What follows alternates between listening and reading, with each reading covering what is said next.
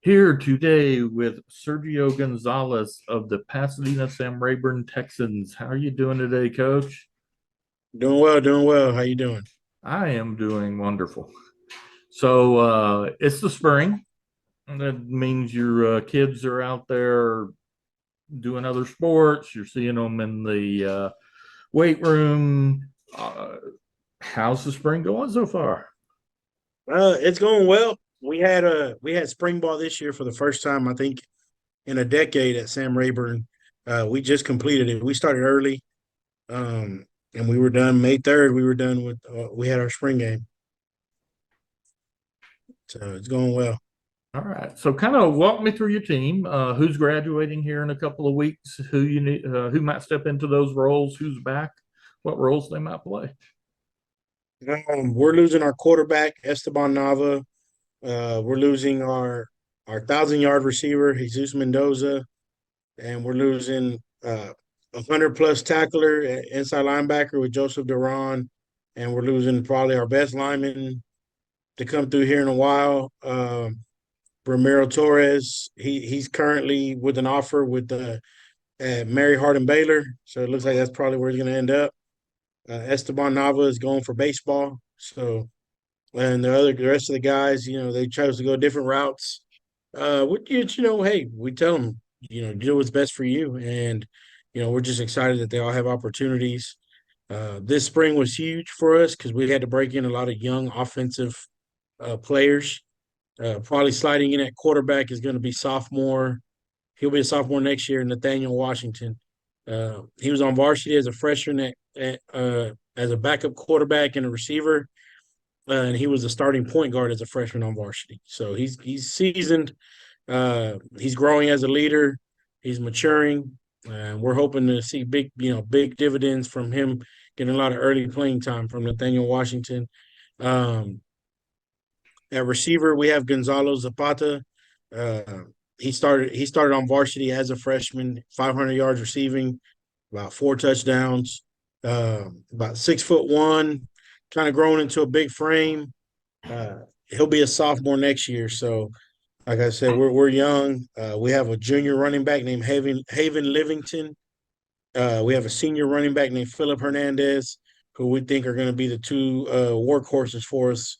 And up front, we're starting a bunch of sophomores and juniors, two seniors, and we're just working to build it up.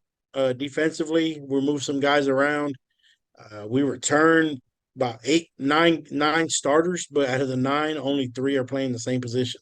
So we moved some things around, trying to get a little bit faster on defense, and trying to get a more of a bite on defense. Get there and tackle, finish plays. All right. So if you don't mind, kind of walk us through the other schools in your district and what you expect to see from them in the fall. Well, as you know, we're in there with all the Pasadena ISD schools, with South Houston, Pasadena Memorial, Dobie. Then we're in there with Channelview and Deer Park. uh, you know, we get a battle with all of them. We have a battle with all of them. This year, we were able to close some gaps on some things versus some teams, put some points up that in the past maybe they hadn't put up points before. But we're just battling. We're climbing that mountain and just working to eventually, find ourselves in the playoffs. Now, you were previously head coach in Houston ISD at Chavez. Now you're in Pasadena ISD, two really big school districts. Uh, Yeah. let's take a step back and try and take a real big picture view. From your experience in coaching, what would you say the biggest challenge facing Texas high school athletics right now is? Uh, I would say the biggest challenge that we face, being in big districts, it is creating those true feeder patterns that a lot of smaller districts have, that a lot of one horse towns have. Because a lot of times you'll go to your intermediates, your middle schools, and you may not have those kids. Like those kids may be going somewhere else or zone somewhere else. So creating that vertical alignment is tough for a lot of programs. I was fortunate to be at Katy Pato for a few years with Coach Gott, and I just saw the way we did things and the way we vertically aligned, and it paid off. Paid off. So what do you do to try and overcome that when, say, maybe a middle school gets split between two different high schools? I mean, for me, I'm just always trying to be visible. I'm always trying to be visible at our middle schools. I'm always trying to make sure that the kids that are zoned to me and that are coming to me know who I am and know that I'm there for them, and we're ready to have them at Sam Rayburn, make them feel welcomed all the time.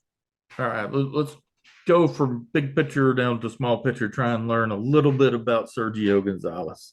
What would you say your number one guilty pleasure is? If we're talking about food, barbacoa and Big Red, that's probably the big one. Where's the best barbacoa? What's up? Where's the best barbacoa? Well, I'm from the east side of Houston, from the Galena Park area. Um, what's it called? Oh, what's it? I'm trying to remember the name. I had it on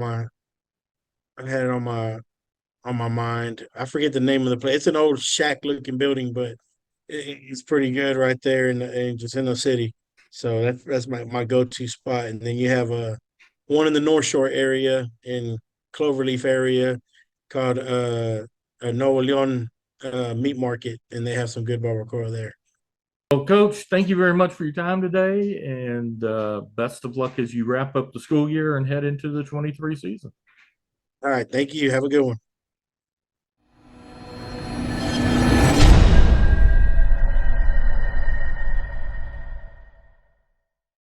LoneStarGridiron.com. Access the complete history of Texas high school football, over 100 years of information, win-loss records, coaching histories, individual stats, records, and more. Lone Star Gridiron, the authority on Texas high school football.